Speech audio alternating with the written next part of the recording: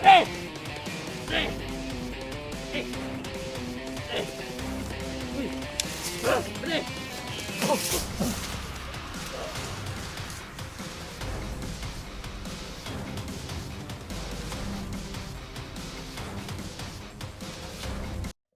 hapon po sa inyong lahat mga kabrad. Nandito na po ako ngayon sa bundok. Kasi maaga po akong umakyat dito at ngayon lang po ako napag-online kasi nakapag-on cam kasi marami po kasing kalaban. Tsaka mahirap mag-video na maraming kalaban. Kaya ngayon lang po ako nakapag-video kasi inop ko po kanina. Sobrang nakakapagod po yung lakad ko. Maaga po akong umalis kanina sa sa kubo. Niwanan ko po kanina si Boy mga 3 AM yata yun, pero okay na po yung kalagayan niya. Maraming salamat po sa nagbibigay ng tulong, suporta sa gamot ni Boy, sa pagkain namin. Talagang malaking tulong po yung binibigay niyo palagi. At sa papanood po ng video namin, talagang malaking tulong din yun kasi makakasahod kami tabi video lang kaya po talaga malaking tulong po yung mga binibigay nyo. Meron po akong nagamit na bag kasi ito po yung bag ko na nasira sira ko po na bag tinahi ko lang para meron akong malagyan ng gamit sa pag hit ko ng mundok kasi pag walang malagyan ng gamit mahirap magdala po. Grabe po yung nilakad ko, talagang sobrang matarik. Yan po ako galing sa baba. Yan po ako galing.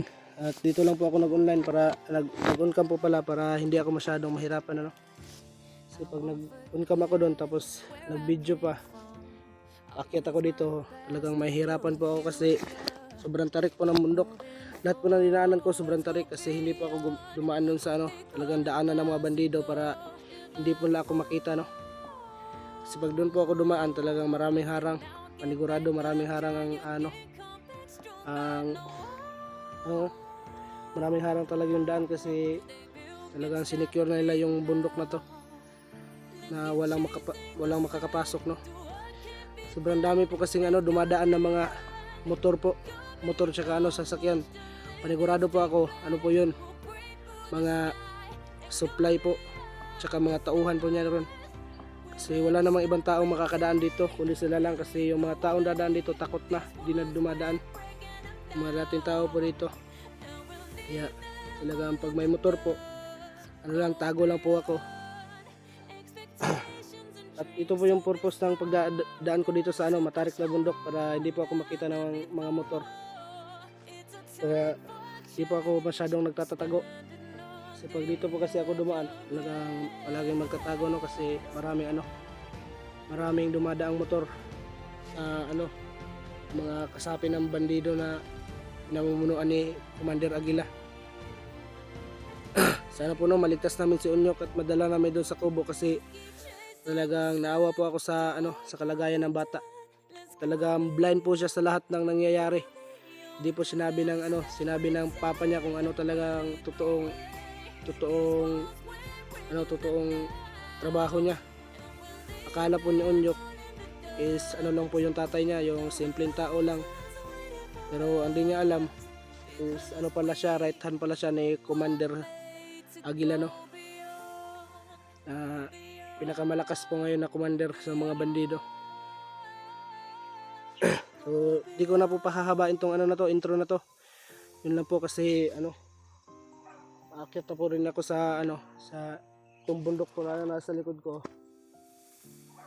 Kasi pagbaba ng bundok na to, ito, akyatin ko to tapos pagbaba may sapa. Tapos akyat ng isang bundok, yun sa ibabaw po ng akyatin ko na may sapa. Yun na po yung yung kampo ng mga bandido yung kinalalagyan ni Bahay nila Unyok na ginawang kampo ng mga bandido, yung nilagyan po ng bihag na sa asawa ni Tony tsaka yung anak niya po. At yun na po, maraming salamat po sa palaging panonood ng video ko. Hindi ko na po pahahabain tong intro na to kasi akyat po ako. Mga kabrad, maglalakad na tayo. Sige na tayo. para ano, pala tayo makakapunta din sa kinalalagyan Lutatski. Sana po okay lang po sila. Ito po talaga yung ano, ito po talaga yung daanan ng mga bandido, no. Tsaka doon po ako dumaan. Kasi pag dito po ako dumaan, baka marami po akong masagupan ng mga bandido. Mahirap na kasi pag marami. Tapos ako lang, palagi na tayo nagtatago, no. Ito talagang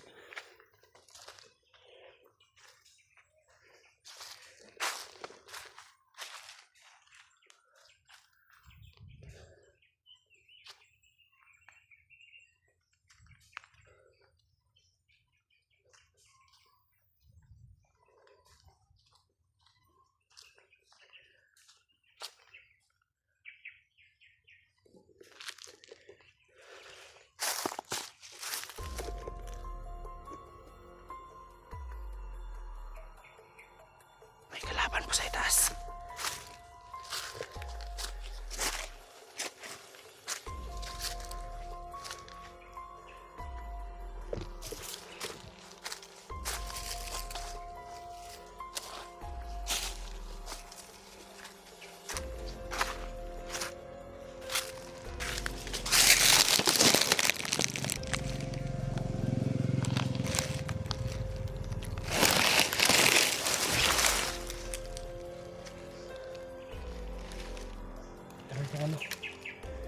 Meron pang dumana, no, motor.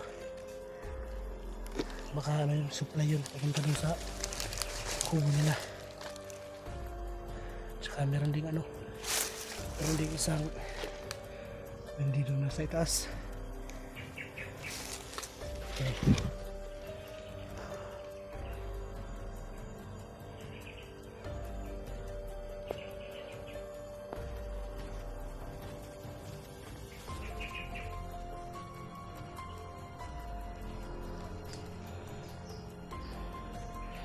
Nagpapahinga po yung bandido. Kakapangin ko po yan para ano, mapatay ko.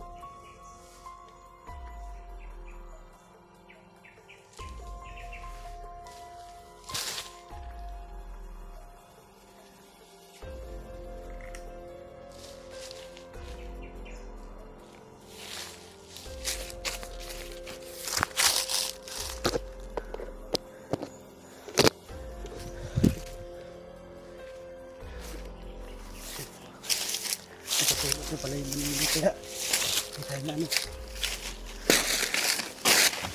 Hindi tayo na kita. May isa pa. Dami ko ah.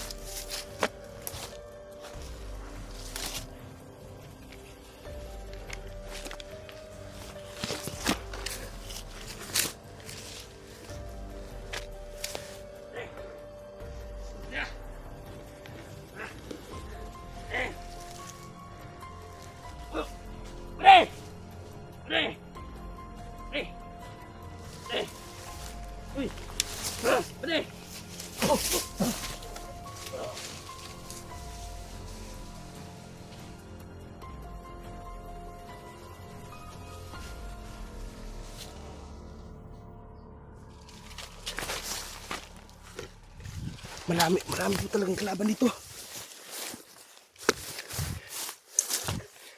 Sobrang dami pong kalaban.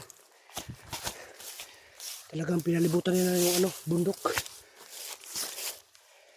Grabe po.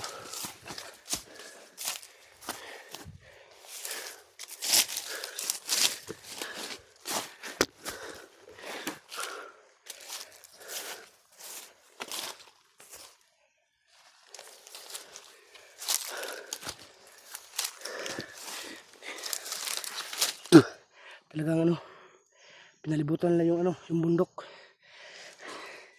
Talagang sinicure nila. Para wala talagang takas sila ano ba. Talagang mahirapan ako nitong pumasok sa ano, sa lungga nila. Sobrang daming kalaban.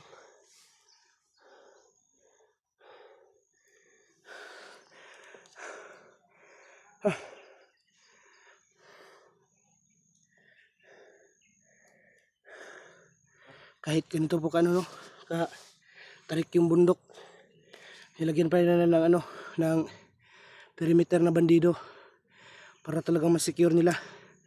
Grabe talaga yung ano nila. Talagang hinandaan nila yung ano pagbabalik namin. Parang natunugan na nila ba. Sana okay lang si ano doon, si Tatsuki doon.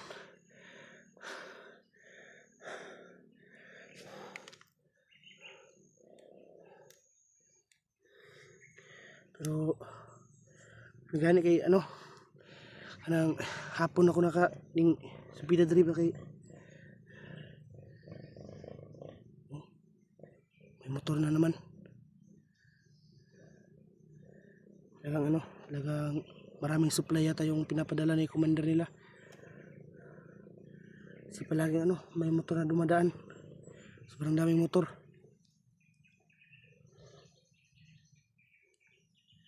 Kahit ganito po yung katarik ko. Tingnan nyo naman po yan. Sobrang tarik po pero nilalagyan nila ng ano, tauhan.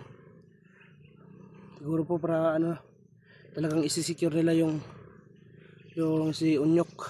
Talagang hindi nila ipapakuha. Ano na kayong nangyari sa batang yun? Kasi sigurado nalaman na ni Commander Aguila kung sinong nagpatakas. Baka pinarusahan na yung batang yun. Sana okay lang yun, no? Kasi pananagutan din namin yun kasi ano, pinatakas niya kami.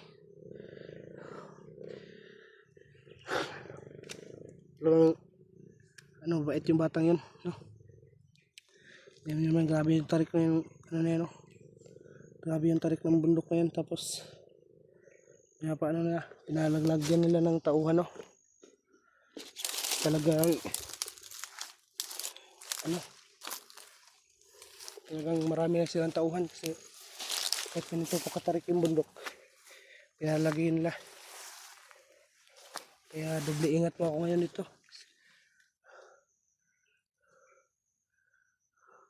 Hindi pa po ako nakakontak kay Tatsuki, no? Hindi ko pa po nasabi na nakaakyat na ako ng mundo kasi wala pang ano, wala pang signal. Aakyatin ko po yung bundok na yan para ano, para maghanap po ng signal para ma-upload din to yung video na to, no?